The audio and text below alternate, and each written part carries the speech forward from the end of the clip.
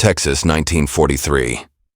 The sun has long set, but the air still breathes heat. A freight train groans to a halt under floodlights, its metal sides ticking as they cool. Dust swirls through the glow, red earth and the scent of mesquite. The women step down first, clutching small suitcases, their children blinking at the blinding lamps. Uniformed guards wait, calm, quiet, rifles slung low. Beyond them, barbed wire stretches into the darkness. Inside a low wooden canteen, something unexpected waits. A soldier in a wide-brimmed hat, the kind they'd only seen in American films, slides a cold glass bottle across the counter.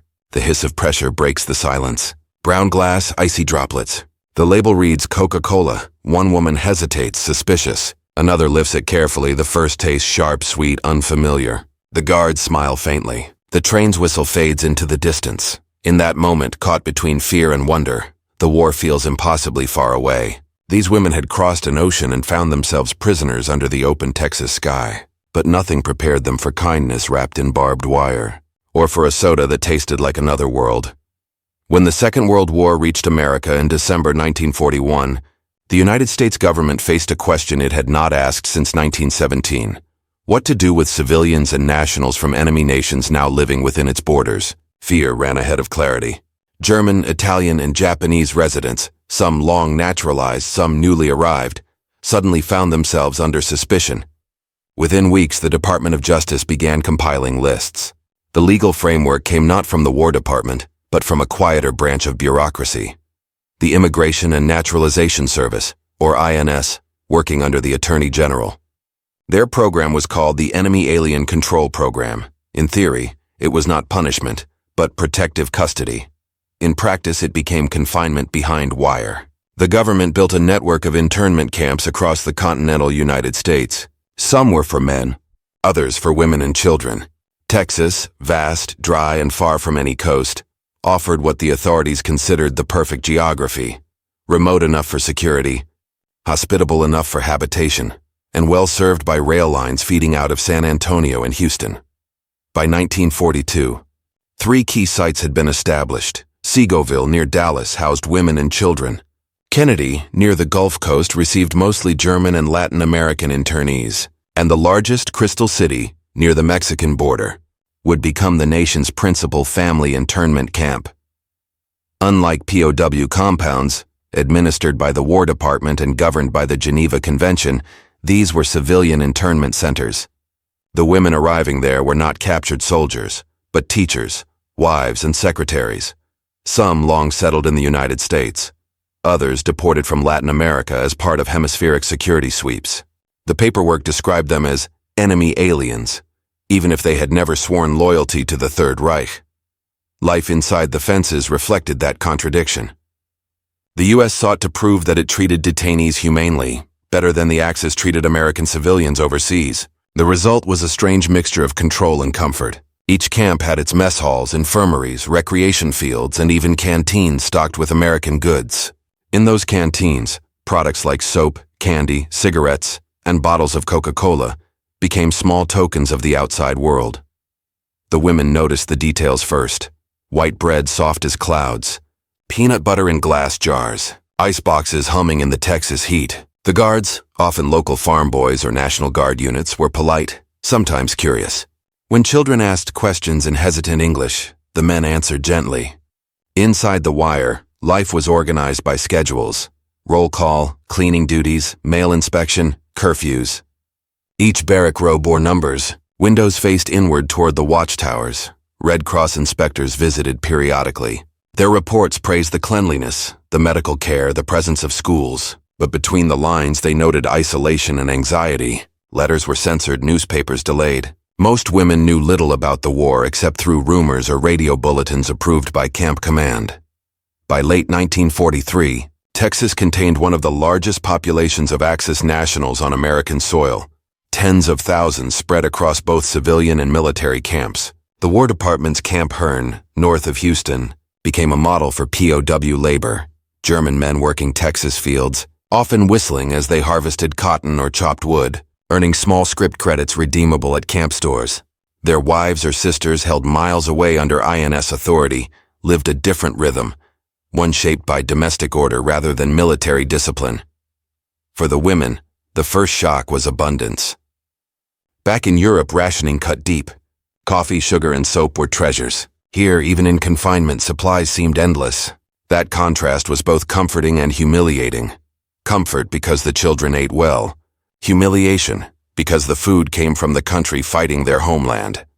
Still, routines softened resistance. They planted gardens, held language classes, formed choirs. The Texas heat was brutal, yet the evenings sometimes glowed with music. And in the canteen, that brown glass bottle of Coca-Cola became a symbol whispered about in letters and diaries, a taste of peace, even as the world outside burned. It was a paradox America wanted to display. We fight fiercely, but we treat prisoners fairly. For Washington, every Red Cross report from Texas was propaganda proof against Nazi claims of Allied cruelty. For the women inside, the message was more personal. An uneasy realization that their captors lived by rules that mixed suspicion with decency.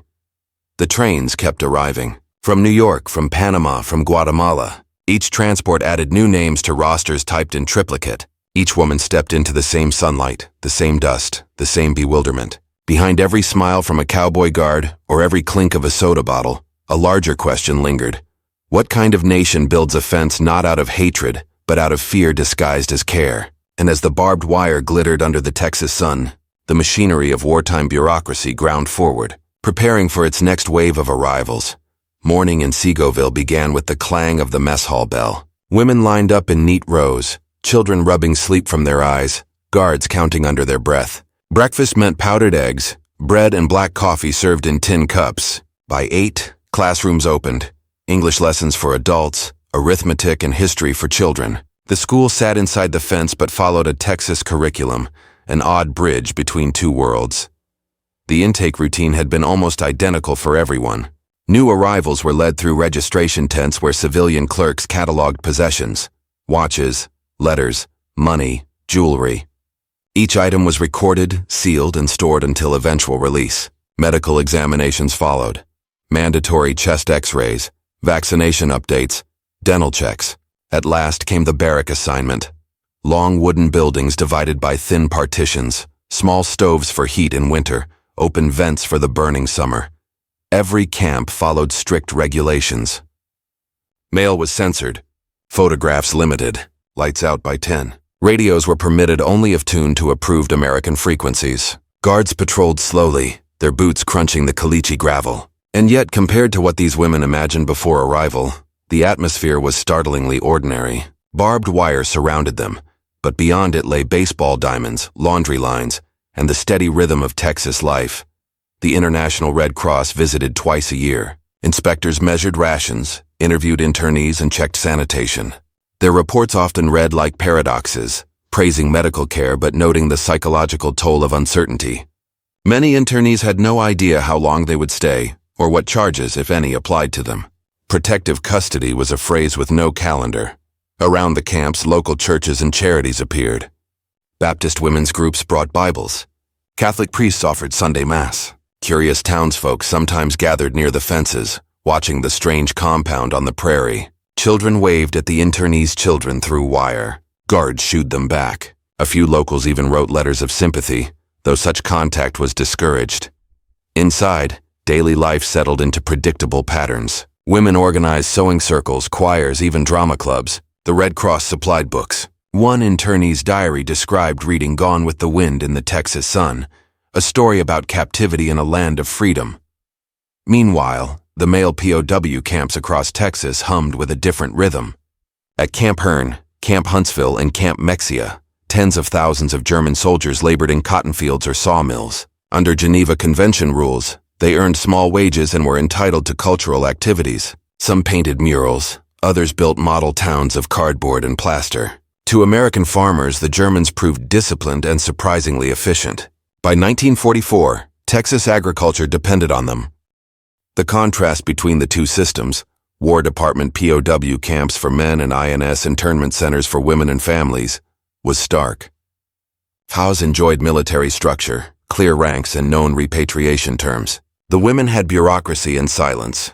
Their captors rarely knew what to call them: enemy nationals, aliens under custody, or sometimes simply the German ladies. Yet among the women themselves, divisions also appeared. Some had come from the United States, long-term residents whose husbands were arrested after Pearl Harbor. Others arrived from Latin America, seized under hemispheric security agreements that swept up Germans from Costa Rica, Guatemala, and Colombia. Many had never lived in Germany. Spanish mingled with German in the barracks. Children switched between languages in the playground. By 1943 and 1944, morale fluctuated with war news. The fall of Stalingrad, the Allied landings in Italy and later Normandy, all reached them in fragments. A single radio bulletin could divide opinion. Some still believed in eventual German victory. Others prayed the Allies would end the ordeal. Camp newspapers, censored but lively, printed poems and essays about home, longing, and the smell of rain beyond fences. Among the small comforts, none puzzled them more than Coca-Cola. It appeared in camp canteens alongside soap and canned fruit, often distributed during American holidays. To women who had crossed an ocean of fear, the bottle represented both absurd luxury and gentle humiliation. How could a nation so powerful that it could afford to give soda to its prisoners ever be defeated? One internee later wrote, "We tasted America before we understood it." In those moments, sitting under the tin roof of a canteen, condensation dripping down a cold bottle, the boundaries between captor and captive seemed briefly suspended. Guards leaned against doorframes, chatting about baseball or crops. A few offered coins for the vending machine, proud to share a piece of their world. For Washington, such scenes had purpose. They demonstrated the moral contrast the Allies wished the world to see, that American democracy, even at war, respected human dignity. For Texas towns nearby, they were curiosities, a mix of barbed wire, accents, and soda pop under the desert sun.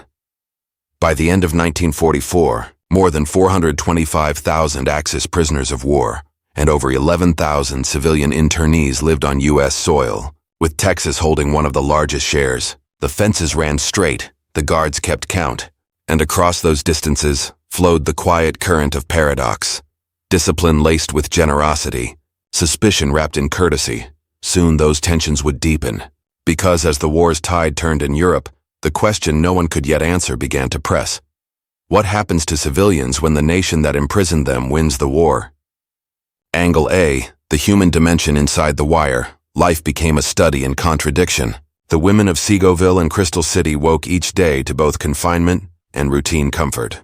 They hung laundry between barracks, tended small vegetable plots, and raised children who learned to recite the Pledge of Allegiance in one breath and German lullabies in the next. The children's drawings kept today in archives showed fences and flowers side by side. Many of these women had arrived believing they were about to face harsh prison conditions. Instead, they found American order, strict but predictable. Yet that order could not mask their dislocation. Letters home were read and stamped by censors. News of bombings in Hamburg or Munich came through Red Cross summaries that reduced cities to statistics. For mothers, the worst pain was uncertainty. Would their husbands, held in distant POW camps or deported to Germany, ever find them again? Some internees found solace in small rituals. A Seagoville diary records a Sunday afternoon. The guards let the children chase butterflies. The sky was so big I felt smaller than my fear. Another woman wrote, Texas smells of dust and soap. I will remember both. These details, mundane and haunting, became the inner rhythm of captivity, monotony punctuated by moments of grace. Health inspectors noted how camp hospitals delivered babies safely, even during shortages. By 1944, over 100 children had been born inside Texas internment centers, each receiving both German and American birth records. Those infants would grow up as the quiet witnesses of an unusual chapter, citizens of a country that once locked their parents behind wire. At the same time, the kindness of certain guards stood out in memory. Locals, many of them young cowboys from ranching families, treated the internees with cautious curiosity. Some shared chewing gum with children or helped fix broken stoves. The women, used to rigid hierarchies, found it disarming. The idea that a guard might offer a Coke instead of a command unsettled old notions of power. Humanity survived there, in small exchanges under the blinding Texas sun. Angle B, the tactical and security framework behind the gentler surface, lay careful control. Every inch of each camp was planned to military precision. Barbed wire fences ran in parallel lines topped with coiled razor wire. At each corner, wooden watchtowers stood with searchlights and mounted rifles, though they were rarely used. Guards followed exact count procedures, head counts at dawn, noon, and dusk. Any missing internee, usually a bookkeeping error, triggered an alarm, though escape attempts were exceedingly rare. Mail censorship was relentless. Each letter was opened, read, resealed with official tape. Outgoing correspondence could not mention camp layout, security arrangements, or guards' names. Cameras were forbidden, though some guards secretly allowed family photos. Packages were searched for hidden notes. Inside the compounds, order was enforced more through rules than violence. Fights were rare, complaints frequent. The INS hierarchy consisted of administrators, interpreters, and medical staff. German-speaking American employees became the crucial bridge, often distrusted by both sides. Security reports from Seagoville described minor infractions, curfew violations, contraband radios, unauthorized contact with locals. The tone was bureaucratic, not brutal. Subject was reprimanded and privileges suspended for 1 week. The system relied less on fear and more on relentless documentation, a paperwork wall as confining as the fences themselves.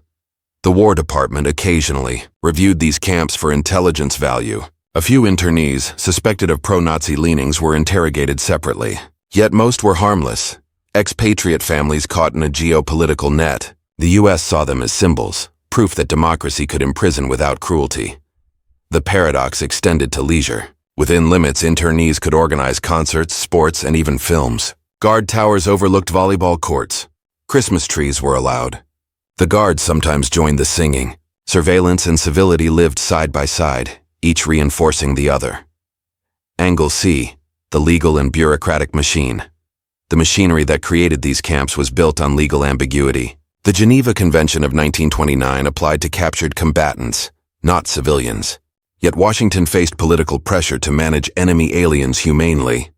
The Department of Justice, wary of military excess, kept civilian control through the INS. This bureaucratic distinction between POWs and civilian internees defined every experience behind the wire. Files labeled Alien Enemy Control, German, filled entire rooms in Washington. Each contained an arrest warrant citing Executive Order 9066 or 9095, an administrative classification, and a loyalty assessment. Many internees were never charged with crimes. Suspicion alone was sufficient. In some cases, evidence came from anonymous tips or wartime hysteria. The government justified the policy as necessary defense. German submarine activity in the Gulf and the Atlantic, propaganda networks in South America, and fear of sabotage on the U.S. mainland created a climate of suspicion. Latin American governments, under U.S. pressure, deported hundreds of German residents, men, women, and children, to American custody. Their property was seized, their fate sealed by diplomatic telegrams. Once in Texas, these detainees entered a legal limbo. Technically, they were under temporary protective detention pending repatriation or exchange. In plain words, they could be traded for Americans held by Axis powers. The exchange program aboard ships like the Gripsholm and Drayton turned human lives into diplomatic currency. Some families volunteered, believing it would speed reunion. Others refused, fearing a devastated homeland. Review boards convened periodically to consider parole or release. Lawyers presented letters of support from American friends, church groups, or employers. Decisions came months later, often negative. Bureaucracy moved with the deliberate caution of war. For historians, the paper trail remains chilling in its politeness. Memos speak of adequate housing and reasonable morale, yet never mention loneliness. The bureaucracy, efficient and indifferent, became its own battlefield, a front fought with forms instead of rifles. By late 1944, these three dimensions, the human, the tactical, and the bureaucratic, had fused into a single paradox. Behind the Texas wire lived proof that a democracy could both fear and protect, both confine and comfort. And as news from Europe darkened, a new set of questions began to rise. How far could mercy stretch before it became hypocrisy? And what would happen when victory finally arrived? Angle D, the local Texas culture beyond the wire. Texas carried on as if the war were a distant thunder. Ranches spread for miles, cattle grazed, and trains rumbled past the camps without slowing. Yet curiosity bridged the fence. Locals called them the German ladies down by the airfield, or those families near Crystal. For small towns, the camps brought jobs, guards, cooks, maintenance crews, and a strange kind of tourism. To the internees, Texas seemed like a world of motion: open trucks, dust storms, cicadas, and men in hats who carried kindness as casually as revolvers. The guards, many of them young ranch hands drafted into service, treated their duties like extended chores. They leaned on fence posts and swapped jokes in accents the women struggled to understand. When deliveries arrived, ice, milk, vegetables, the same cowboys helped unload them. Sometimes they lingered, showing the children how to toss a baseball or explaining what a rodeo was. The sight of cowboys sharing Coca-Cola with captives felt surreal, almost cinematic. One woman wrote home, "They are not soldiers of iron, but men who smell of horses and tobacco. They smile when they hand us bottles of soda, as if fences were made of wind." For local Texans, the camp softened the abstraction of war. The prisoners were no longer faceless enemies. They were women hanging laundry, children learning English, families singing hymns at dusk. Shopkeepers nearby noticed something too. German internees sometimes bought from commissaries supplied by American wholesalers. Business flowed quietly through the barbed wire and both sides profited. Still, tension lingered. Some townspeople resented resources spent on enemy comfort. Others, particularly those who had lost sons in Europe, could not forgive the sight of well-fed Germans in captivity. Texas newspapers reflected the split. Editorials alternated between pride in humane treatment and anger over pampering the enemy. Through it all, the Coca-Cola bottle reappeared, as if to insist that even war's hardest edges could be blunted by familiarity. It was sold to guards and internees alike, the same price, the same fizz, the same reminder that in America, even conflict had its rituals of consumption. Angle E, enemy, propaganda, and identity inside those camps. Identity became a battlefield of its own. The internees read what they could: old German newspapers, censored newsletters, Red Cross bulletins. The propaganda war followed them even in captivity. Some internees clung to loyalty toward the Reich. Others renounced it quietly, exhausted by distance and doubt. The U.S. monitored opinion carefully. Educational officers distributed English-language materials, hoping exposure to democratic values might reshape attitudes. They encouraged film screenings, Hollywood westerns, newsreels of Allied victories, even educational shorts about American life. The goal was subtle: show the prisoners what freedom looked like without preaching it. But identity, once fractured, did not mend easily. Latin American Germans faced different stigma. Many had lived in Costa Rica or Colombia for generations, identifying as local citizens. Now they were neither fully German nor accepted as American. Children born in South America spoke Spanish first, German second, English last. Inside the camps, these languages mingled into a single rhythm: prayers in one tongue, lullabies in another. Propaganda from both sides seeped in. German-language radio from Axis sources sometimes reached the camps through smuggled receivers. American officers tolerated limited access, arguing that controlled information reduced tension. Yet when Stalingrad fell and Hitler's speeches grew more frantic, the mood inside shifted. For some women, belief in the Reich crumbled. For others, it hardened into defiance. Identity blurred further after D-Day. Rumors spread that returning to Germany would mean starvation. Some internees burned insignia or swastika jewelry. Others hid it. Children drew flags mixing stars and eagles, confused by symbols. A Seagoville teacher noted in her journal, "They no longer know which anthem to stand for." In that confusion, American soft power quietly triumphed. The taste of Coca-Cola, the predictability of camp schedules, the fairness of ration lines, all became propaganda more effective than pamphlets. Freedom, they realized, was less about slogans than about predictability and abundance. Angle F, the moral and memory dimension long after the war ended. The moral puzzle of these Texas camps would haunt historians. At the time, few questioned it. National security justified everything. Courts deferred to military judgment. But letters and memoirs written years later exposed the human paradox. A democracy that jailed innocents yet offered them ice cream. Libraries and medical care. For the internees, morality took subtler shapes. Some guards risked reprimand to smuggle small gifts, seeds for gardens, children's toys, hand-stitched dolls. Others refused to fraternize, fearing sympathy would weaken discipline. A handful of internees held secret discussions about guilt.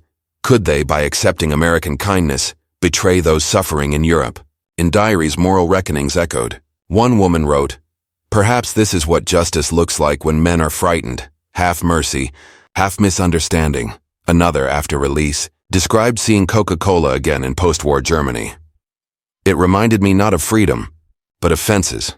After 1945, the camps emptied slowly, yet memory lingered. Some internees wrote to their former guards, exchanging Christmas cards for decades. Others remained bitter, insisting they had been used as political pawns. Historians now read their testimonies not as accusations, but as mirrors, revealing how nations at war justify contradictions in the name of safety.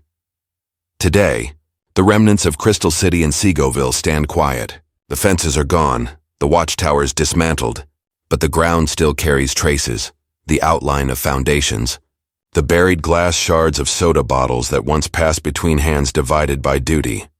In those fragments lies the story's essence: captivity without cruelty, generosity without freedom, a moral middle ground both noble and uneasy. And as the war turned toward its climax in 1944 and 1945, those uneasy balances would be tested to their breaking point, because soon, victory would arrive. And with it, the question of what to do with mercy when the enemy has surrendered. Spring 1944 arrived dry and bright over South Texas.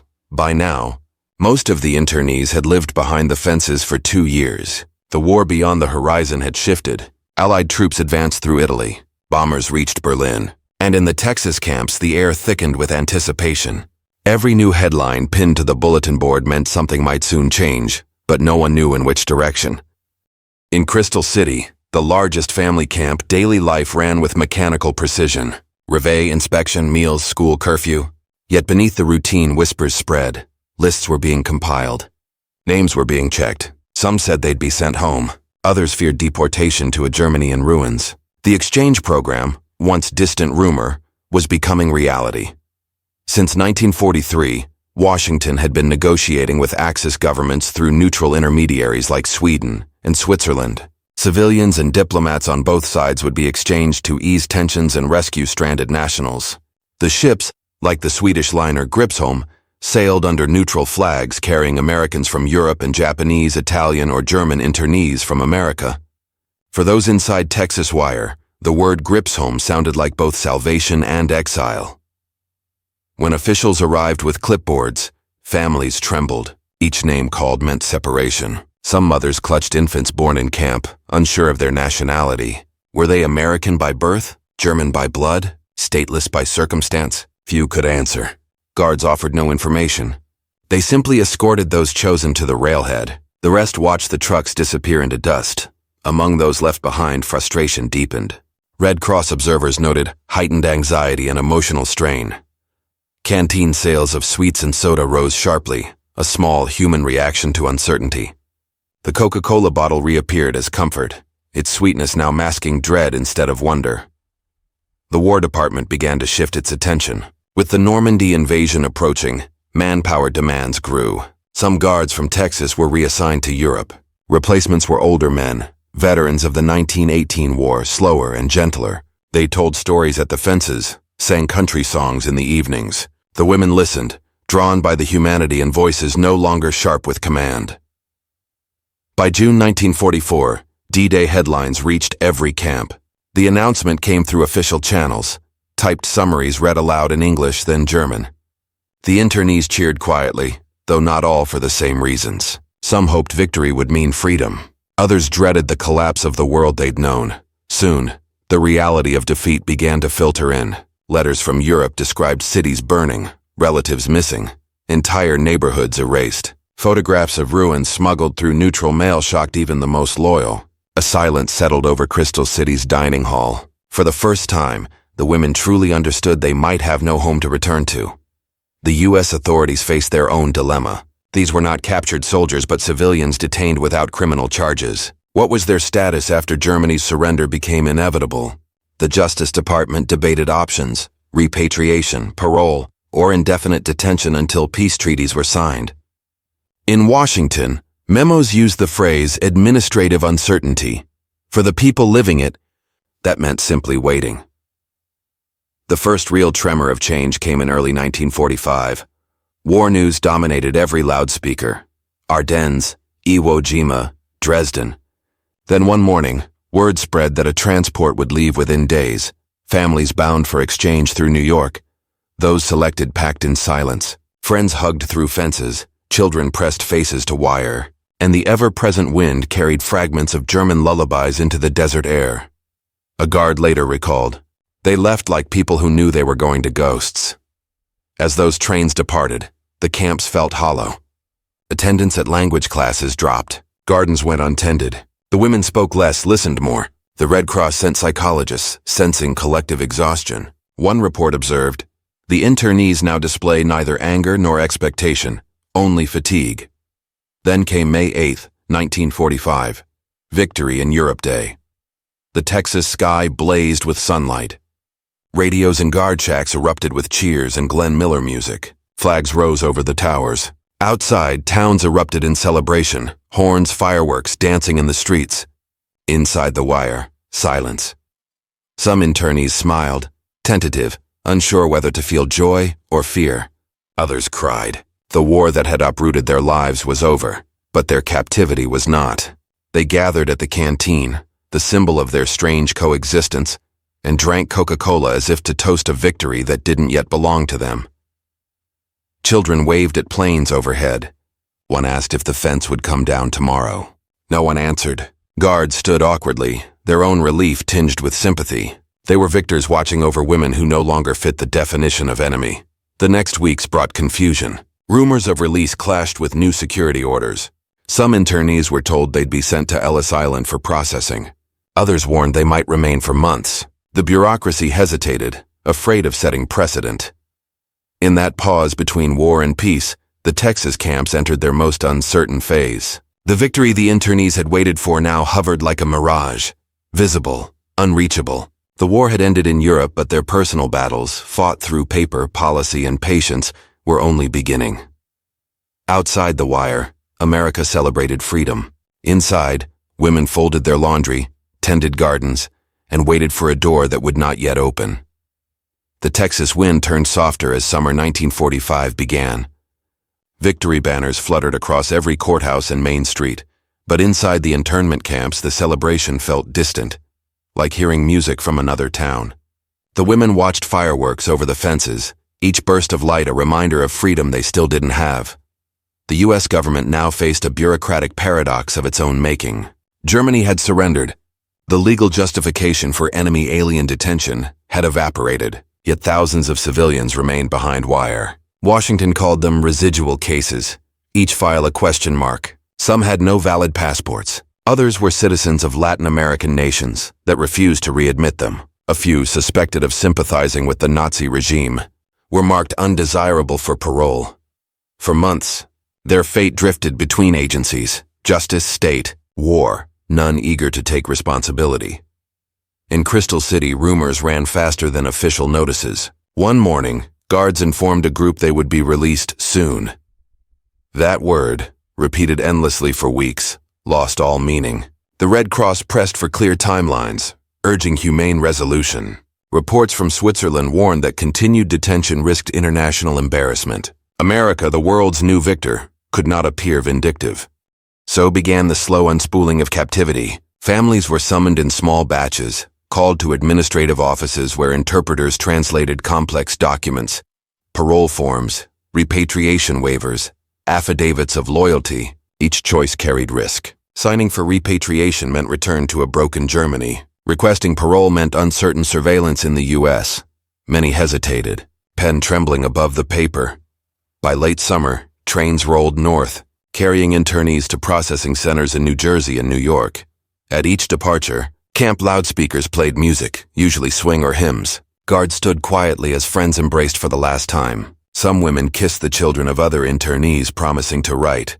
Then the trains vanished into dust, leaving behind the faint smell of diesel and soap. Those who stayed behind entered a new limbo. The war was over, yet the fences stood. The watchtowers no longer held rifles, but the lights still burned each night. In the canteens, Coca-Cola remained on the shelves, a symbol now less sweet, more ironic. "Victory tastes like syrup," one woman murmured, recording the line in her diary. For a time, the camps existed in twilight, half open, half forgotten. The guards relaxed, allowing internees to walk unescorted between sections. Children swam freely in the camp pool at Crystal City, a luxury few Americans enjoyed in wartime. Photographs from this period show smiling faces, picnics, even small festivals. But beneath the surface, fatigue ran deep.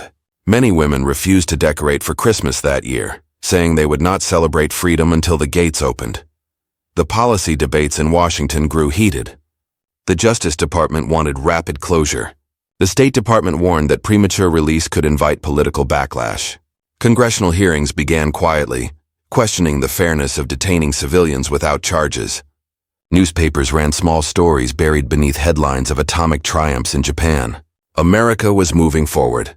The internees were relics of a fear the nation wanted to forget. Meanwhile, in post-war Germany, the Red Cross traced the repatriated families. Letters trickled back to Texas, bombed cities, hunger, lost relatives. For many who had left voluntarily, return became a second imprisonment, this time in ruins. Those still in Texas felt guilty relief. They had survived, fed and sheltered, in a land untouched by devastation.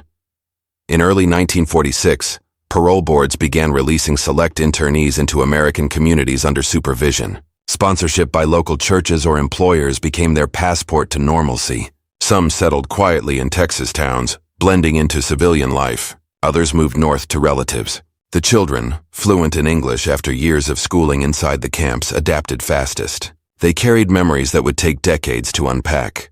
The sound of cicadas behind wire, the kindness of guards who shared candy, the taste of Coke on summer afternoons. But for older women, the adjustment was harder. They had spent their prime years behind fences, and freedom felt unreal. Diaries record their mixed emotions: gratitude toward America, bitterness at injustice, nostalgia for comrades left behind. "We were treated kindly," one wrote, "but kindness is not liberty." By 1947, Crystal City began to empty for good. Barracks were dismantled. The infirmary closed. The last Red Cross inspections recorded orderly demobilization.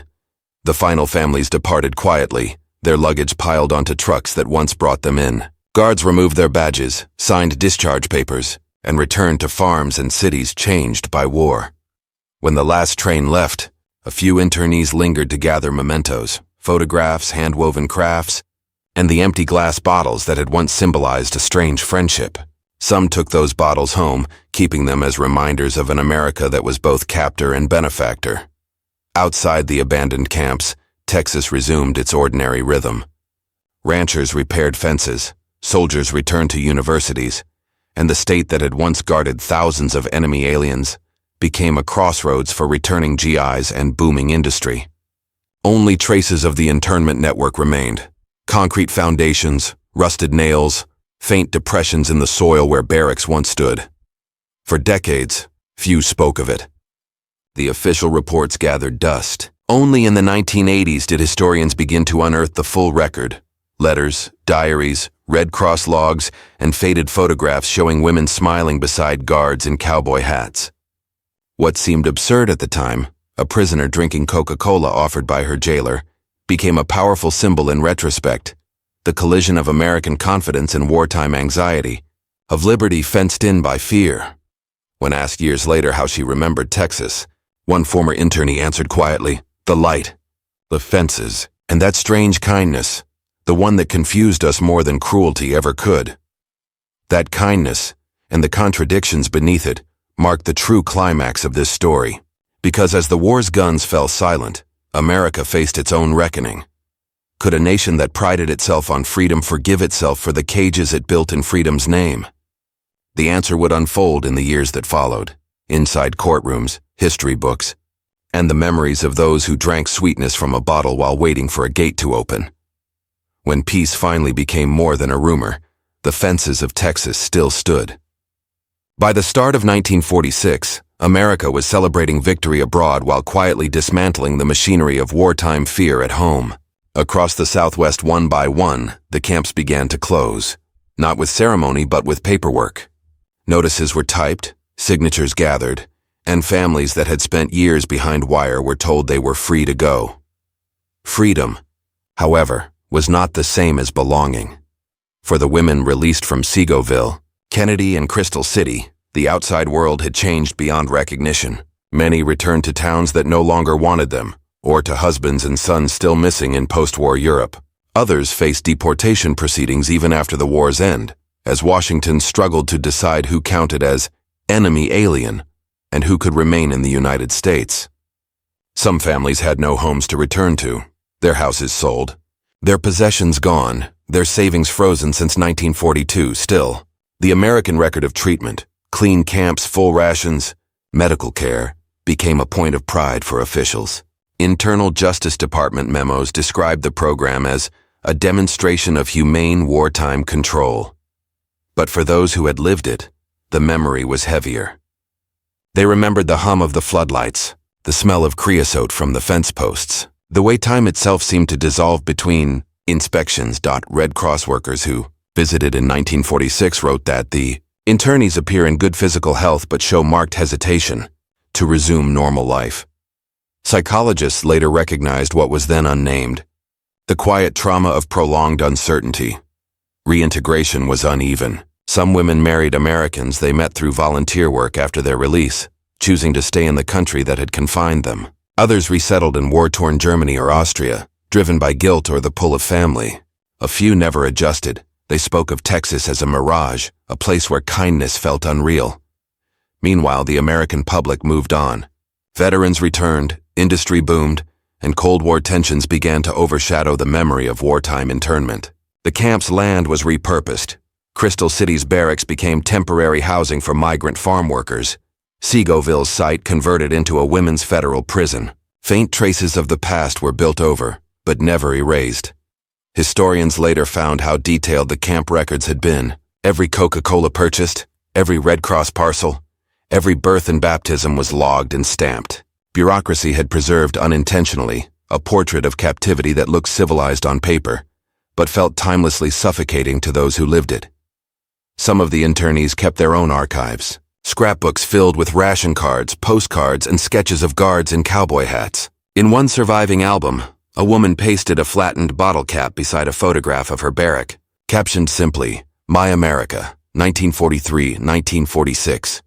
That contradiction, bitterness wrapped in nostalgia, defined the aftermath. For all its flaws, the United States had treated its internees with a restraint rare in wartime. But restraint could not erase the moral question. Should a democracy that prided itself on justice ever imprison the innocent for safety's sake? By 1947, nearly all the camps had closed. The last administrative files were boxed and stored in the National Archives. Reporters stopped asking questions. America turned its gaze outward again, to the Marshall Plan, to the United Nations, to new frontiers of power. But in Texas, traces of the old boundaries lingered. Fence posts buried in soil, concrete pads beneath new houses, fragments of brown glass that once caught the desert sun. They were, in a sense, the physical residue of America's wartime conscience, proof that the nation's greatest strength, its abundance and civility, had coexisted uneasily with its deepest fear.